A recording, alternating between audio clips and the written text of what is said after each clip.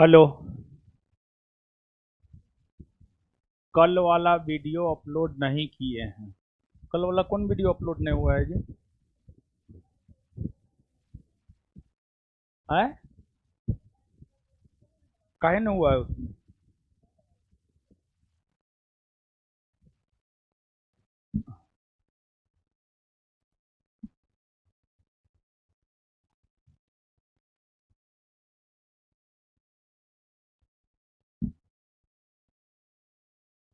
चलिए।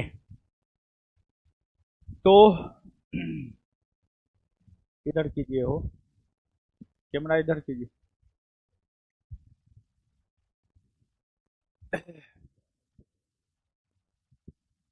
पुर्तगाली और अंग्रेजी ईस्ट इंडिया कंपनी हम लोग देख चुके हैं। आगे हम लोगों को देखना है डच ईस्ट इंडिया कंपनी। तो आगे आप हेडिंग मारिएगा, Dutch East India company.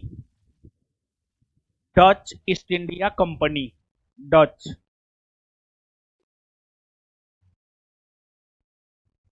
Dutch East India company.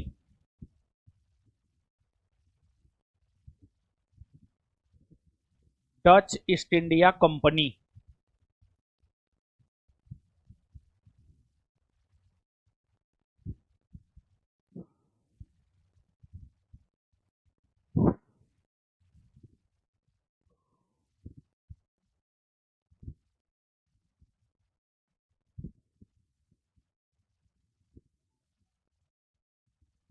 चलिए, सुनिए, समझिए। समझिए, देखिए। सबसे पहले दो चार पांच क्वेश्चन का जवाब दीजिए। तो कल जो पढ़ाए हैं तो बाबू कॉपी है ना? पूरा पूरा है ना? बताइए। अंग्रेजों के लिए सुनहला फरमान कब जारी हुआ है? 1600। किस मुगल बादशाह ने सर जॉन चाइल्ड को भारत से निष्कासित कर दिया? औरंगजेब। 1717 में मुगल बादशाह फारूक सियर ने जो व्यापारिक अधिकार अंग्रेजी कंपनी को दिया, उसे किस इतिहासकार ने मैग्ना कार्टा की संज्ञा दी? उमर। कौन? Umar.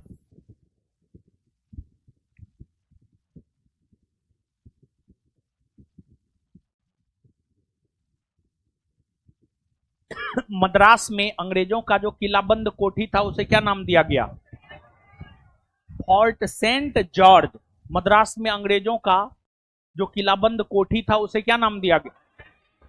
Fort Saint George. Kolkata में अंग्रेजों का जो किलाबंद कोठी था उसे क्या नाम दिया गया? Fort William. फोर्ट विलियम नाम दिया गया है। क्या कर रहा है ये लड़का? क्या कर रहा है? दोनों क्या कर रहा है? हम इधर पूछ रहे हैं, उधर दोनों बतिया रहा। मारेंगे दूल्हा पर मुंह लाल हो जाएगा। स्वाली का युद्ध कब हुआ है? 1612 ईस्वी में हुआ है। चलिए, अब जो है एक सूचना है, फिर पढ़ाना प्रारंभ करेंगे। देखिए, आपको 1 अगस्त से बिहार दरोगा का एक टारगेट बैच आ रहा है।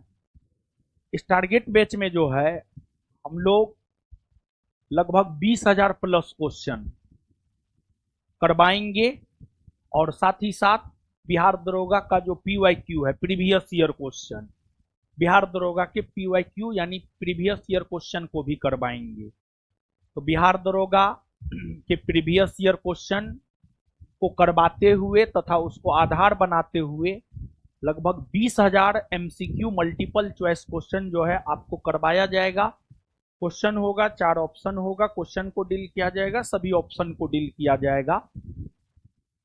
तो ये है, ये बैच जो है आपको 1 अगस्त से प्रारंभ हो रहा है, और इसी सेंटर पे प्रारंभ हो रहा है। मतलब सेकेंड ब्रांच रामपुर नहर वाला ब्रांच पे प्रारंभ हो रहा है शाम में 4 से 6:30। शाम में 4 से 6:30 इसका समय है।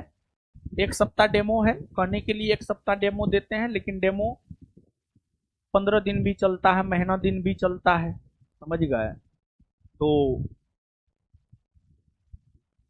आपका कोई भी दोस्त, भाई, मित्र, सगे संबंधी हो तो आप उसे जो है भेज सकते हैं। डेमो में तो भेज ही सकते हैं, क्या हो रहा है क्या नहीं हो रहा है वो तो देख करके जो है अपना डिसाइड करेगा कि उसको पढ़ना है या नहीं पढ़ना है। और आप ही लोग जो है जब डेमो किए होंगे तो जैसे डेमो में पढ़ाया जाता है वैसे ही पूरे सिलेबस को पढ़ाया जाता है। ऐसा नहीं कि डेमो में जो है बहुत अच्छा से पढ़ाया जाता है और ऐसे जो है सिलेबस खींच दिया जाता है, ऐसी कोई बात नहीं है। और यही तो रीजन है, डेमो एक सप्ताह के बदला 15 दिन भी, महीना दिन भी लोग कर लेता है, समझ गए। और जीएस में हमको लगता है 15 से 20 हजार क्वेश्चन है। 15 से 20 हजार एमसीक्यू पर कोई भी पकड़ बना लेगा, किसी भी वनडे एग्जाम में जो है उसका नहीं रुकता है। और फाइनली जो है देखिए एग्जाम में पूछा क्या जाता है, फाइनली एग्जाम में एमसीक्यू ही पूछा जाता है, मल्टीपल चॉइस क्वेश्चन ही पूछा जाता है। यानी एक क्वेश्चन रहता, 4 ऑप्शन रहता, चारों में से जो सही होता है उसको टिक करना होता है और ओएमआर में उसको रंगना होता है, जहाँ इसका उत्तर जो है ये होगा। तो लगभग 15 से 20 हजार एमसीक्यू पर, 15 से 20 हजार की 20 हजार प्लस एमसीक्यू पर जो है इस बैच में आपको प्रैक्टिस करवाया जाएगा, समझ गए ना।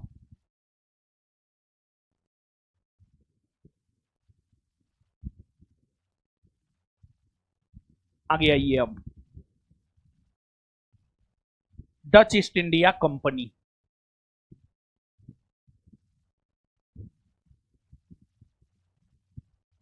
Dutch East India company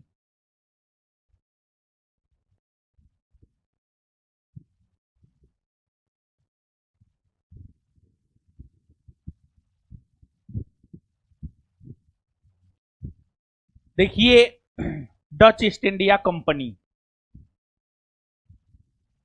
Europe महादेश में एक देश है नीदरलैंड। यूरोप महादेश में एक देश है बाबू आपको नीदरलैंड। नीदरलैंड यहां है, नीदरलैंड, ठीक है। उत्तरी सागर है ना, उत्तरी सागर के दक्षिण में यहां नीदरलैंड है। जर्मनी के पश्चिम में, जर्मनी के पश्चिम में है और उत्तरी सागर के जो है आपको दक्षिण में है और ब्रिटेन के पूरब में, ब्रिटेन के पूरब में यहां है नीदरलैंड। छोटा सा देश है नीदरलैंड, यूरोप महादेश में एक छोटा सा देश है नीदरलैंड। जो नीदरलैंड है, नीदरलैंड है, जो नीदरलैंड है, नीदरलैंड के निवासी को ही डच कहा जाता है।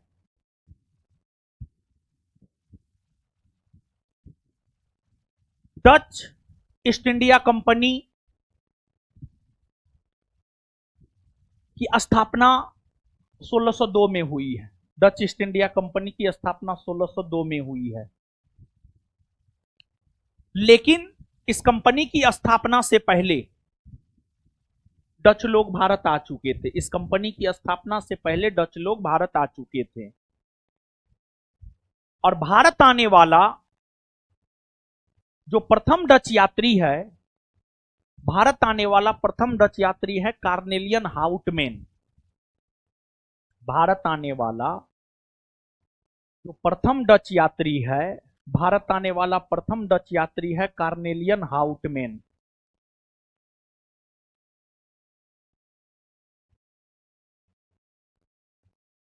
भारत आने वाला प्रथम डच यात्री है कार्नेलियन हाउटमैन। कार्नेलियन हाउटमैन जो है भारत आने वाला प्रथम डच यात्री है। ये 1596 ईस्वी में भारत आए थे, 1596 ईस्वी में भारत आए थे।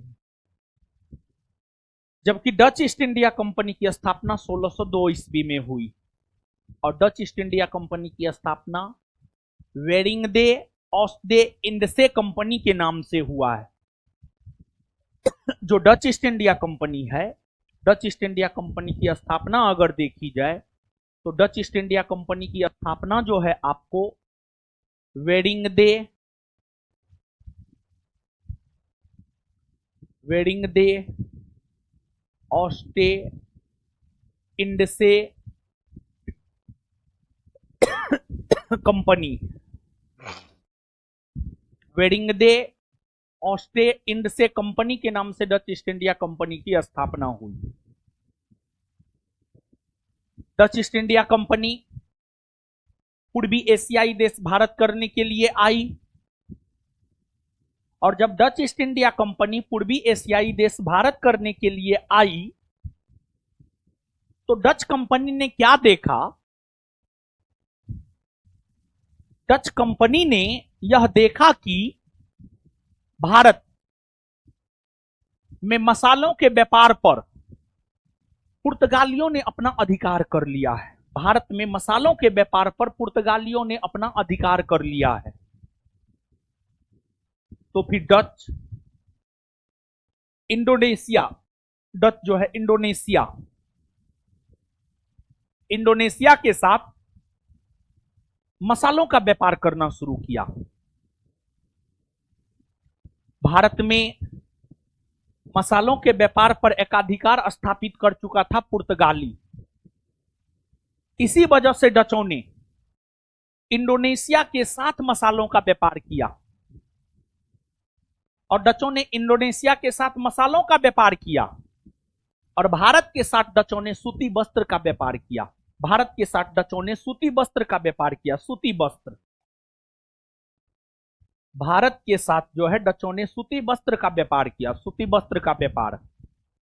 और कहा जाता है भारत से सूती वस्त्र को निर्यात का वस्तु बनाने का श्रेय डच को जाता है, डच कंपनी को जाता है।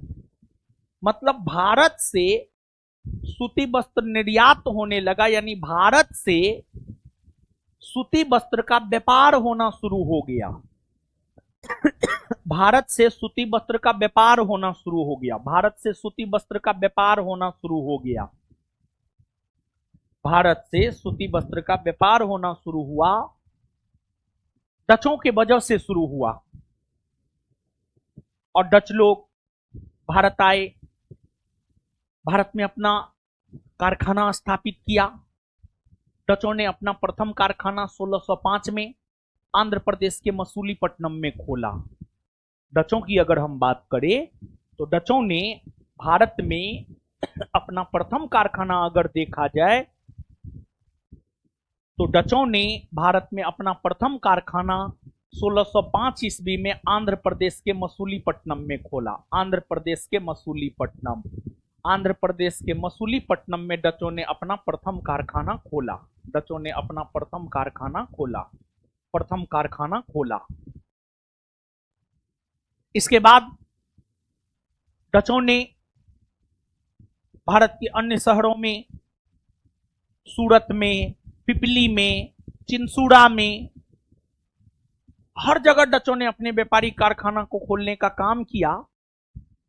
और डच अलग अलग व्यापारिक कारखाना खोलकर भारत में व्यापार को जारी रखा। लेकिन पता है, डच कंपनी एक सरकारी कंपनी थी। डच कंपनी की अगर हम बात करें तो जो डच कंपनी थी, डच कंपनी एक सरकारी कंपनी थी। डच सरकार के अधीन डच कंपनी थी। बिना सरकार के आदेश के डच कंपनी कुछ भी नहीं कर पाता था। और अंग्रेजी ईस्ट इंडिया कंपनी एक प्राइवेट कंपनी थी। प्राइवेट कंपनी अपने मन से कुछ भी कर लेती थी, लेकिन जो सरकारी कंपनी थी वो कुछ भी नहीं कर पाती थी। जैसे डच कंपनी एक सरकारी कंपनी थी, वो कुछ भी नहीं कर पा रही थी अपनी मर्जी से। यह स्थिति डच कंपनी को भारत में कमजोर किया। और जितनी शक्तिशाली नौसैनिक शक्ति अंग्रेजों की थी, उतनी शक्तिशाली नौसैनिक शक्ति डचों की नहीं थी। तो ये सब चीज डचों को कमजोर किया। और फिर आगे चलकर डचों का पतन हो गया। आगे चलकर डचों का पतन हो गया। डचों के पतन में कोलाचेल का युद्ध और बेदरा का युद्ध, डचों के पतन में कोलाचेल का युद्ध और बेदरा के युद्ध, इन दोनों युद्धों का योगदान है। और ऐसे डचों का पतन बेदरा के युद्ध से हुआ है। कोलाचेल के युद्ध ने डचों को भारत में कमजोर किया। कोलाचेल के युद्ध ने डचों को भारत में कमजोर किया। अगर हम कोलाचेल के युद्ध की बात करें, अगर हम कोलाचेल के युद्ध की बात करें, तो कोलाचेल का युद्ध जो है 1741 ईस्वी में हुआ है। कोलाचेल का युद्ध 1741 ईस्वी में हुआ है। 1741 ईस्वी में कोलाचेल का युद्ध हुआ है। और 1741 ईस्वी में कोलाचेल का युद्ध हुआ है। और यह युद्ध अगर देखा जाए तो यह युद्ध जो है केरल के राजा मार्तंड वर्मा, केरल के राजा मार्तंड वर्मा, केरल के राजा मार्तंड वर्मा और केरल के राजा मार्तंड वर्मा और डच ईस्ट इंडिया कंपनी के बीच हुआ है। केरल के राजा मार्तंड वर्मा और डच ईस्ट इंडिया कंपनी के बीच जो है यह युद्ध हुआ है, कोलाचेल का युद्ध। और इस युद्ध में मार्तंड वर्मा की जीत हुई है, डच ईस्ट इंडिया कंपनी की हार हुई है। इस युद्ध के जरिए केरल के राजा मार्तंड वर्मा ने डचों को केरल से बाहर कर दिया, डचों को केरल से बाहर कर दिया, डचों को केरल से बाहर कर दिया। फिर आगे चलकर बेदरा का युद्ध हुआ। बेदरा का युद्ध हुआ। और बेदरा का युद्ध जो है 1759 ईस्वी में हुआ। 1759 ईस्वी में बेदरा का युद्ध हुआ। और यह युद्ध जो है डच ईस्ट इंडिया कंपनी और अंग्रेजी east India company, Dutch East India company और अंग्रेजी ईस्ट इंडिया कंपनी के बीच बेदरा का युद्ध हुआ। और बेदरा का युद्ध जो डच ईस्ट इंडिया कंपनी और अंग्रेजी ईस्ट इंडिया कंपनी के बीच हुआ है, इस युद्ध में डचों की हार हुई, अंग्रेजों की जीत हुई। और इसी युद्ध में अंग्रेजी ईस्ट इंडिया कंपनी ने डचों को पराजित करके डचों को भारत से बाहर कर दिया।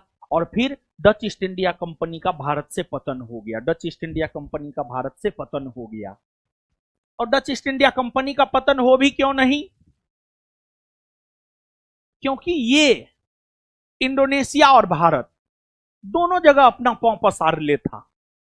इंडोनेशिया और भारत दोनों जगह अपना पांव पसार ले था। तो डच लोग इंडोनेशिया और भारत दोनों जगह अपना पांव पसार ले था।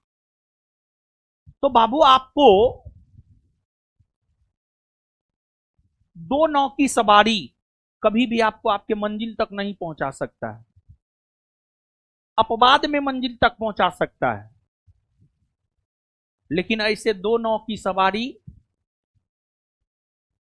असफलता ही हाथ लगता है। तो अब डच चाह रहा था इंडोनेशिया और भारत दोनों में हम अपना व्यापार काबिज रखे, पॉसिबल नहीं था।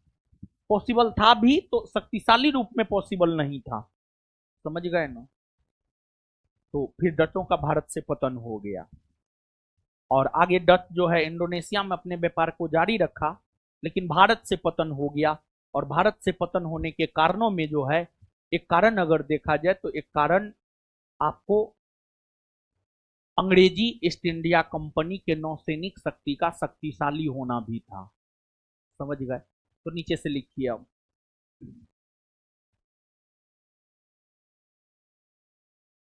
लिखिएगा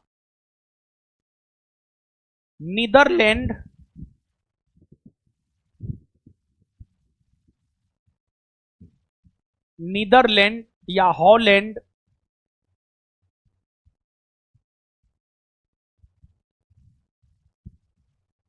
Netherlands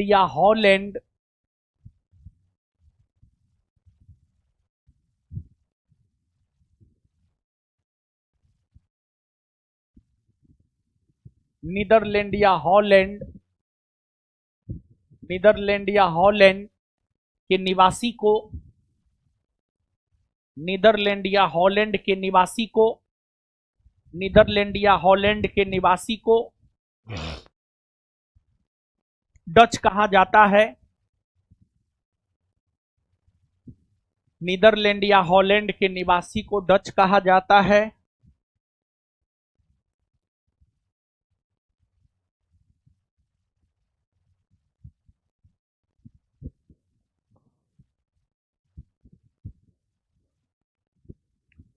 Dutch East India company की स्थापना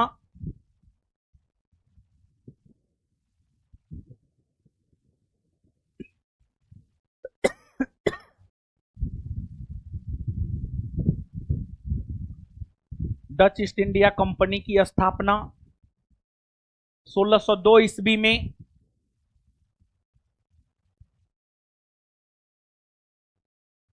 डच ईस्ट इंडिया कंपनी की स्थापना 1602 ईस्वी में वेडिंग डे, बोर्ड पे देखिए, वेडिंग डे ऑस्टे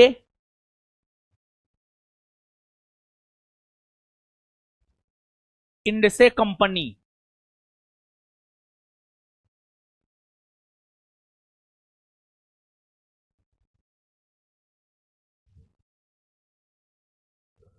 वेडिंग डे ऑस्टे इंडसे कंपनी के नाम से हुआ है।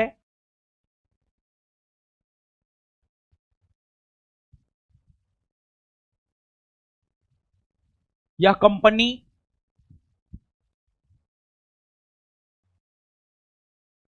यह कंपनी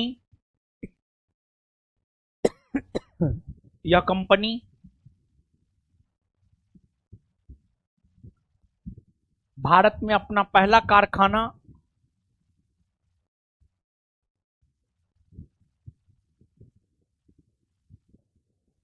यह कंपनी भारत में अपना पहला कारखाना 1605 ईस्वी में यह कंपनी भारत में अपना पहला कारखाना 1605 ईस्वी में आंध्र प्रदेश के मसूलीपट्टनम में आंध्र प्रदेश के मसूलीपट्टनम में खोला।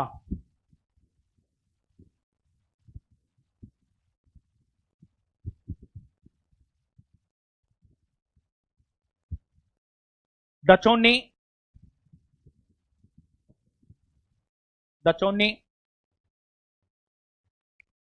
1616 ईस्वी में डचों ने 1616 ईस्वी में सूरत में, 1627 ईस्वी में पिपली में,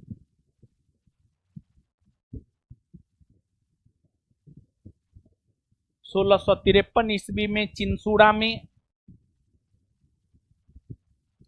लिख दिए हैं सब। डचों ने 1616 ईस्वी में सूरत में, कोमा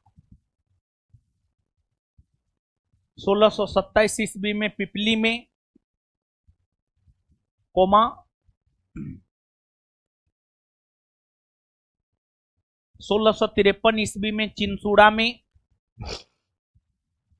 1653 ईस्वी में चिंसूड़ा में अपना व्यापारिक कारखाना खोला, अपना व्यापारिक कारखाना खोला।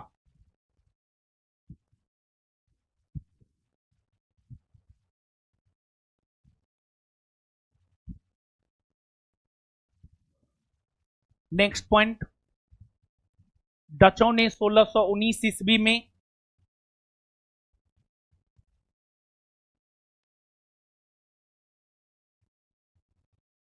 डचों ने 1619 ईस्वी में जकार्ता को जीतकर, इंडोनेशिया की राजधानी जकार्ता है, डचों ने 1619 ईस्वी में जकार्ता को जीतकर डचों ने 1619 ईस्वी में जकार्ता को जीतकर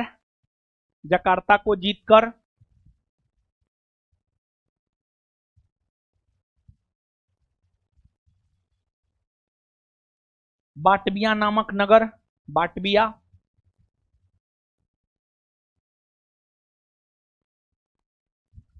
बोर्ड पे लिख दिए हैं, देख के लिखिए।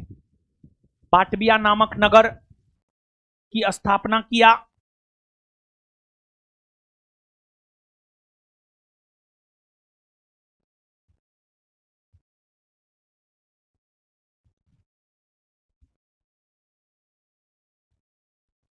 डचों ने, उसी में डचों ने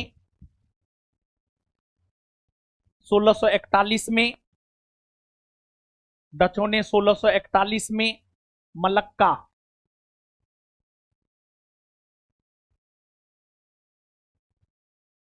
और 1658 में श्रीलंका।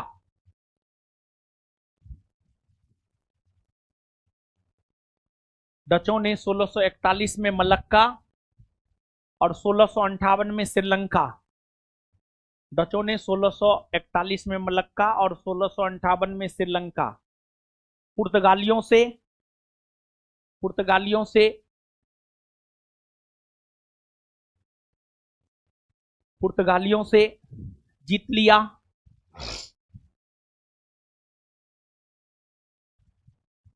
पुर्तगालियों से जीत लिया, फुल स्टॉप।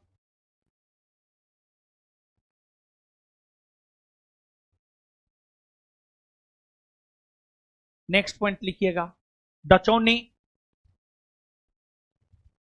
प्रारंभ में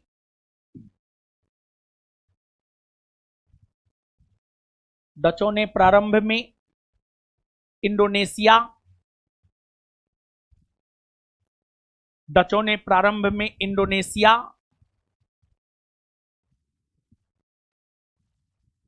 इंडोनेशिया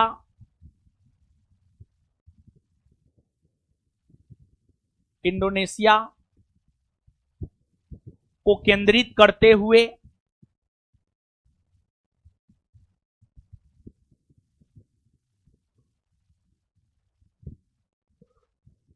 इंडोनेशिया को केंद्रित करते हुए मसालों का व्यापार, मसालों का व्यापार, मसालों का व्यापार, मसालों का व्यापार, मसालों का व्यापार प्रारंभ किया, मसालों का व्यापार प्रारंभ किया।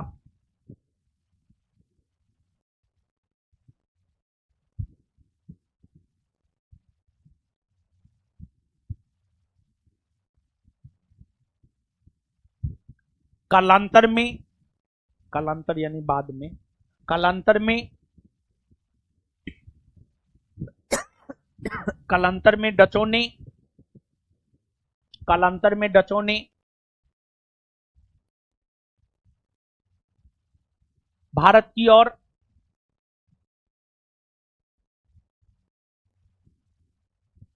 भारत की ओर भारत की ओर अपना ध्यान, भारत की ओर अपना ध्यान, भारत की ओर अपना ध्यान आकृष्ट किया।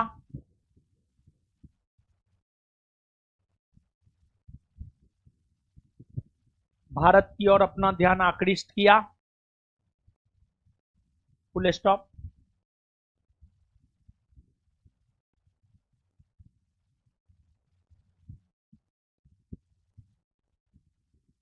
भारत के साथ उसी में भारत के साथ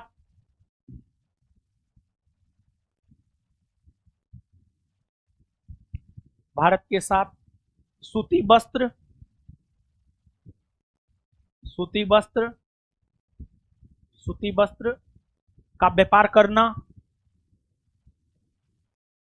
सूती वस्त्र का व्यापार करना शुरू किया।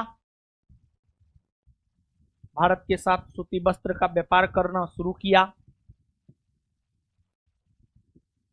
Full stop. सूती वस्त्र को उसी में, सूती वस्त्र को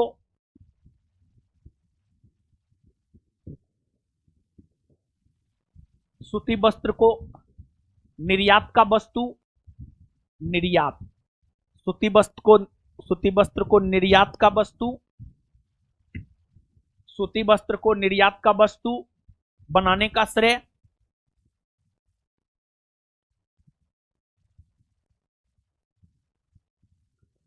सूती वस्त्र को निर्यात का वस्तु बनाने का श्रेय डचों को, सूती वस्त्र को निर्यात का वस्तु बनाने का श्रेय डचों को जाता है।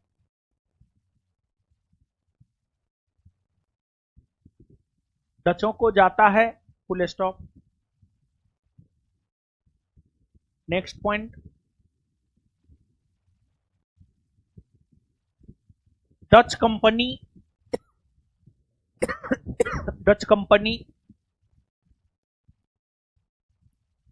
एक सरकारी कंपनी थी।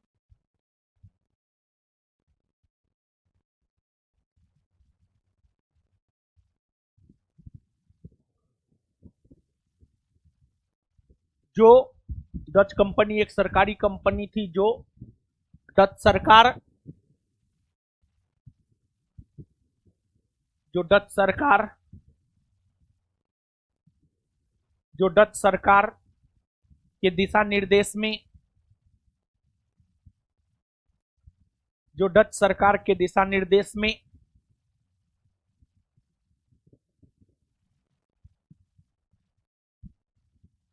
काम किया।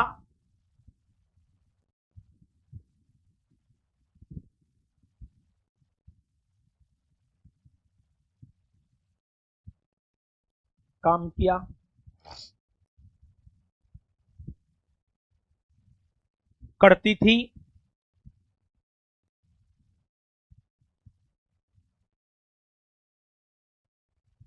इस व्यवस्था ने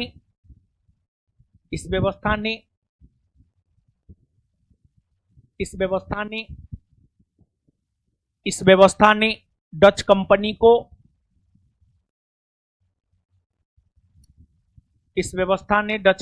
को कमजोर कर दिया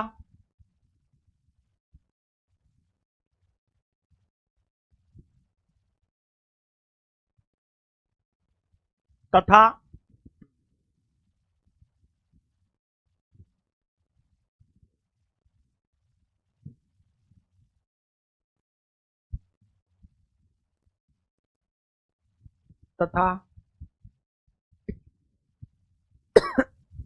अंग्रेजी कंपनी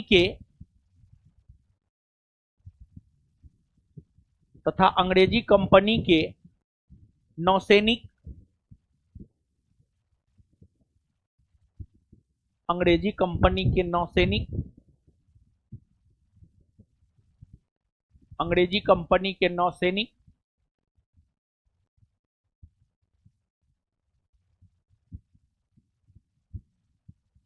नौसैनिक शक्ति के तुलना में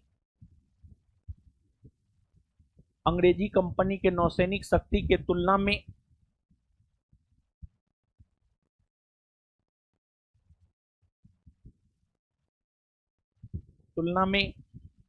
डचों की नौसैनिक शक्ति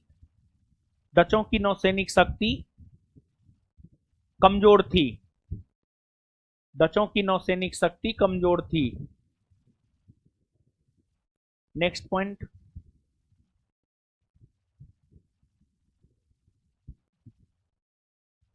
भारत आने वाला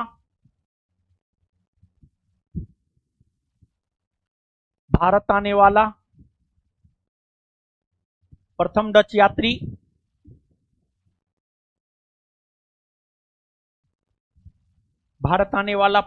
यात्री कार्नेलियन हाउटमैन था। बोर्ड पे लिखा हुआ है।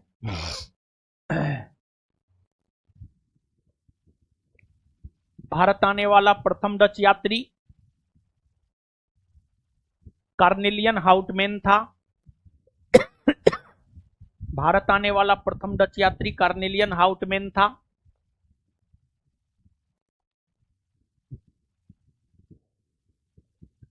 भारत आने वाला प्रथम डच यात्री कार्नेलियन हाउटमैन था। जो 1596 ईस्वी में जो 1596 ईस्वी में जो 1596 ईस्वी में भारत आया था,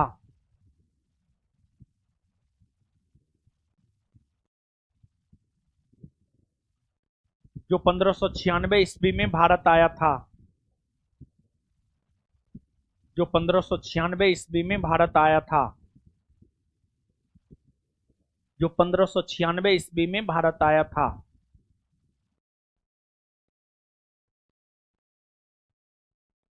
अब हेडिंग मारिएगा कोलाचेल का युद्ध।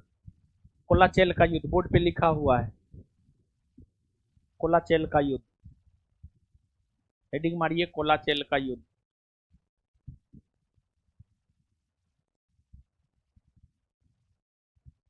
कोलाचेल का युद्ध लिखिए बाबू।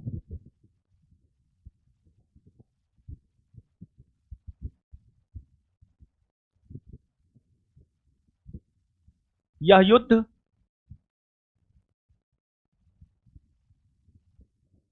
यह युद्ध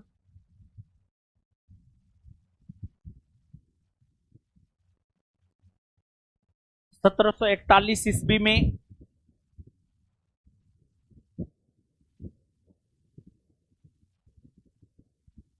केरल के राजा Martand Verma,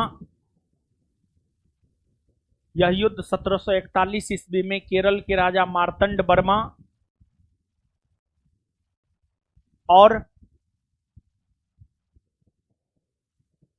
Dutch East India company के बीच हुआ, और डच ईस्ट इंडिया कंपनी के बीच हुआ।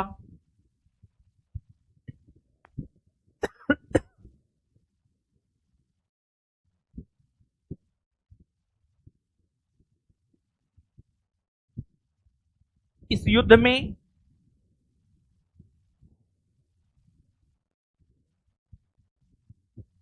में मार्तंड वर्मा ने इस युद्ध में मार्तंड वर्मा ने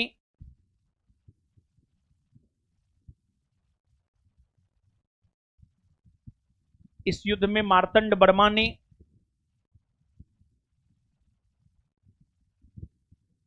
इस युद्ध में मार्तंड वर्मा ने डच ईस्ट इंडिया कंपनी को पराजित कर दिया।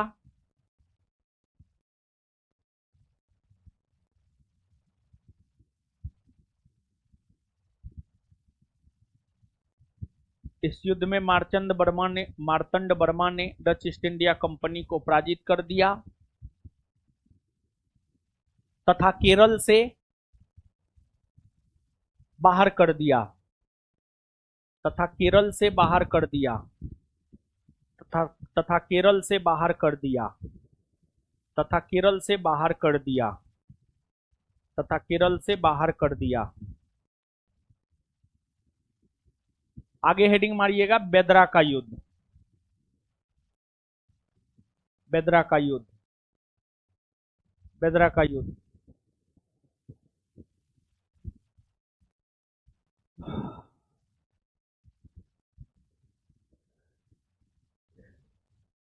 बेदरा का युद्ध डैश देकर। यह युद्ध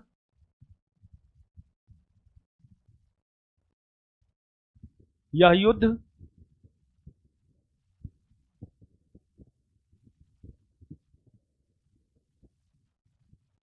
यह युद्ध 1759 ईस्वी में 1759 ईस्वी में हुआ है।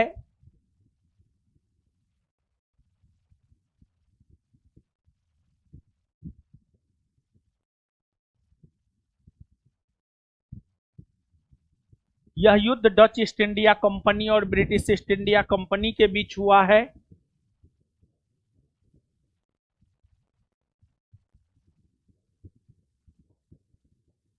यह युद्ध डच ईस्ट इंडिया कंपनी और अंग्रेजी ईस्ट इंडिया कंपनी के बीच हुआ है।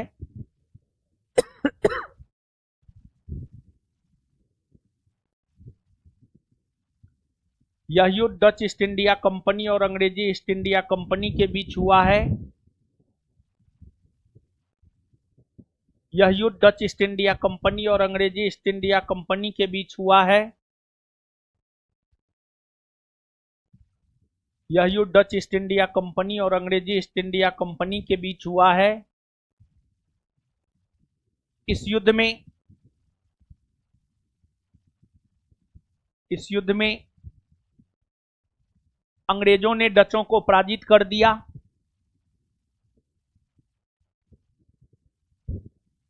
इस युद्ध में अंग्रेजों ने डचों को पराजित कर दिया। इस युद्ध में अंग्रेजों ने डचों को पराजित कर दिया।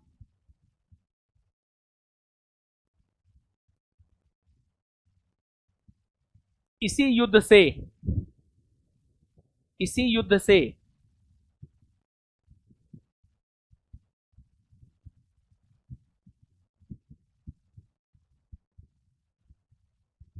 इसी युद्ध से भारत में इसी युद्ध से भारत में डचों का पतन इसी युद्ध से भारत में डचों का पतन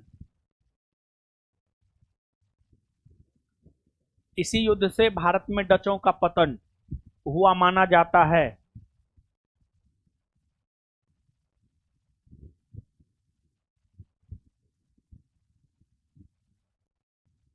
अब आगे जो है आगे पढ़ेंगे, लेकिन उससे पहले जितना समझाए लिखाए हैं पढ़िए।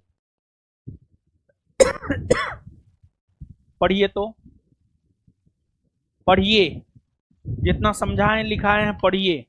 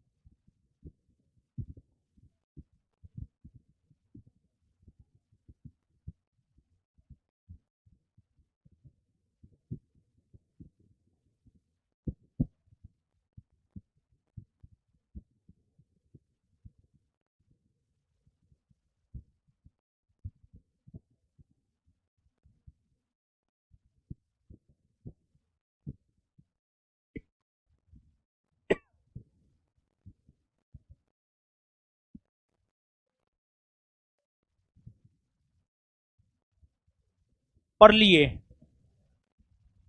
चलिए दीजिए तो कॉपी।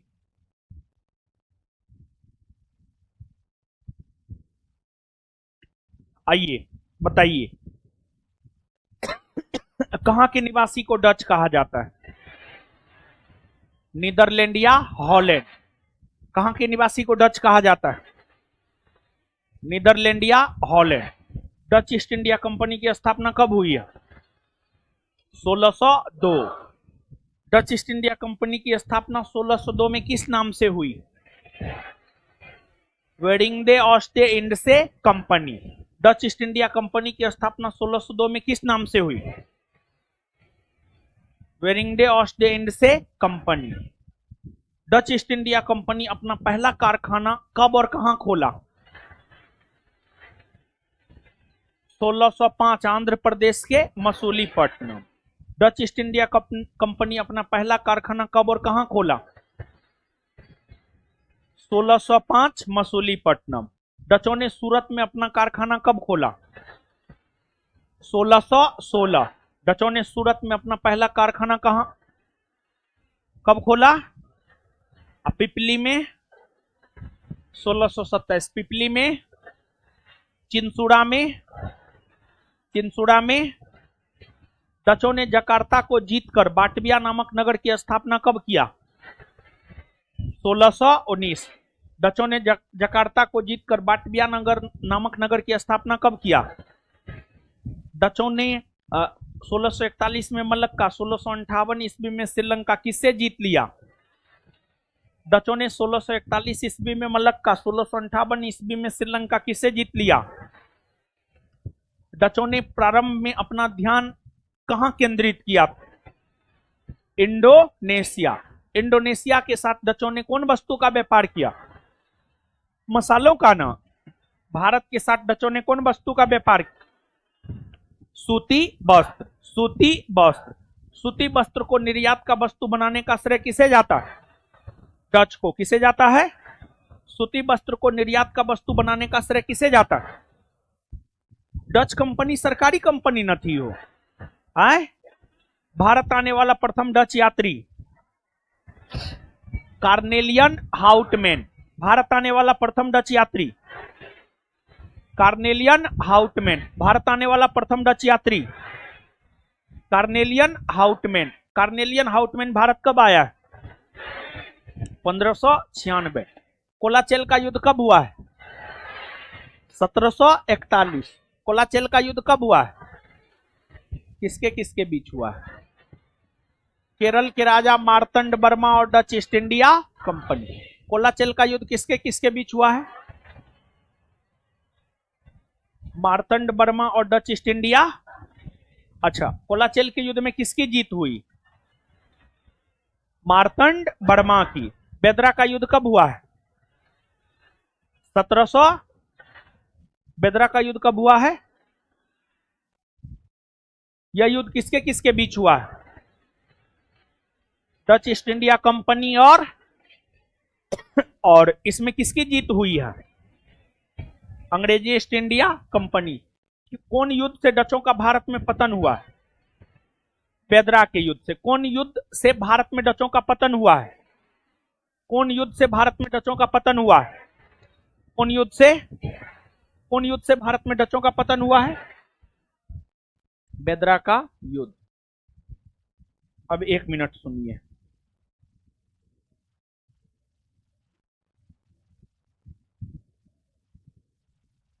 नवनीत यादव सर, हम 2025 में बीए पार्ट 3 का एग्जाम दिए हैं, लेकिन अभी तक रिजल्ट नहीं आया है। मेरा सेशन 2022 से 25 है। मेरा नाम बीएन मंडल यूनिवर्सिटी मधेपुरा में है, तो क्या हम इस बार बिहार दरोगा आने वाला जो वैकेंसी है उसका फॉर्म भर सकते हैं? संभवतः नहीं, लेकिन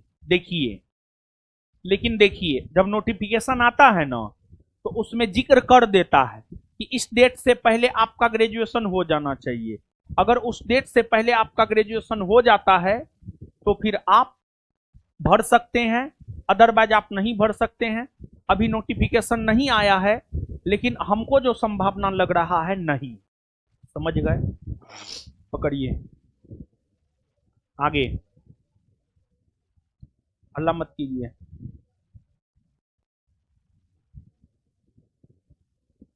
परमवीर चक्र का डिजाइन किसने बनाया था? देखिए, ये जो है ना एस्थेटिक्स का क्वेश्चन है, यही एस्थेटिक्स का क्वेश्चन है। बिहार पुलिस क्या किया है पता है? बिहार पुलिस क्या किया है पता है?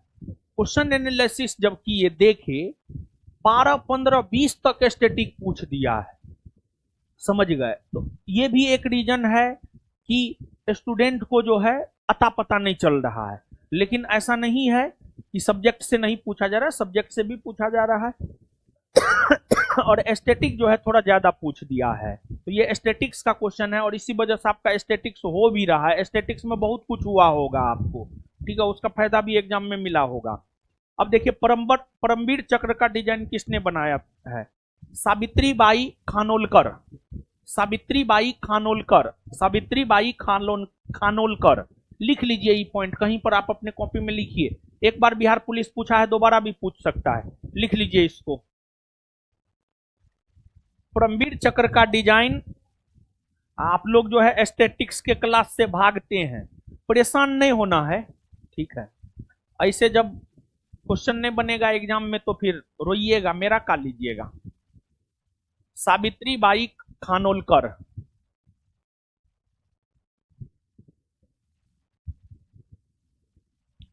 परमवीर चक्र का डिजाइन सावित्रीबाई खानोलकर ने तैयार की है।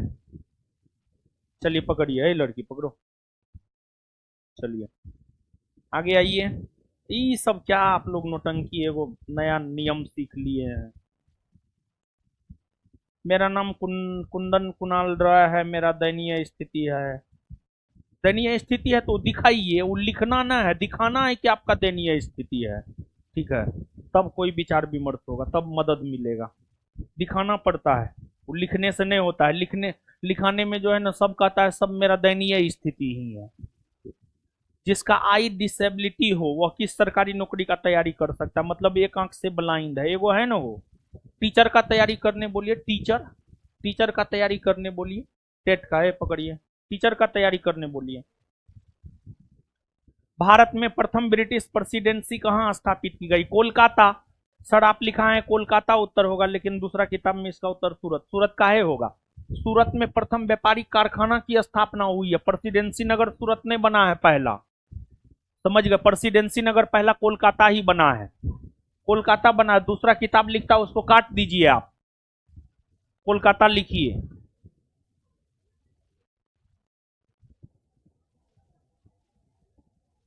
बिहार एसआई की परीक्षा में हिंदी सिलेबस भी आता है क्या? आप इसे कोर्स कराते हैं या मुझे किसी और सोर्स से करना चाहिए? बिहार एसआई में हिंदी का जहां तक सवाल है, हिंदी आपको मेंस में आता है, हिंदी क्वालिफाइंग नेचर का रहता है। हल्का फल्का हम करवा देते हैं पास करने लायक, और हिंदी पास ही करना होता है, हिंदी पास करना होता है। हिंदी का मार्क मेरिट में नहीं जुटता है, पास करने लायक करवा देते हैं। जब पुर्तगाली ईस्ट इंडिया कंपनी की स्थापना 1628 ईस्वी में हुई है तो मारेंगे 4 झापर न, नानी याद आ जाएगा। कौन है नालायक निकम्मा निर्लज पतित कहीं का? पुर्तगाली ईस्ट इंडिया कंपनी की स्थापना 1498 में हुई है, नाम नहीं लिखा है, बताइए। और भेजता है तो नाम पता लिख करके भेजो, नहीं तो जवाब नहीं देंगे हम। पुर्तगाली ईस्ट इंडिया कंपनी की स्थापना 1498 में हुई है, 1628 में हुई है। मां पागल लड़का है, लड़का या लड़की जो भी है, नाम किसी का नहीं, लड़की भी हो सकती है, लड़की को कम दिमाग होता है। इधर से अब ये आया है, तुरंत आया है, लड़की होगी। पुर्तगाली ईस्ट इंडिया कंपनी की स्थापना 1498 में हुई। तुम कहां पर ली है 1628 में हुआ है? कौन तुमको लिखा दिया 1628 में? हम लिखाए हैं, है? और कुछ है? कुछ नहीं हम। चलिए मिलते हैं अगले क्लास में। 1628 तुम्हारा नाना जी गया था स्थापित करने।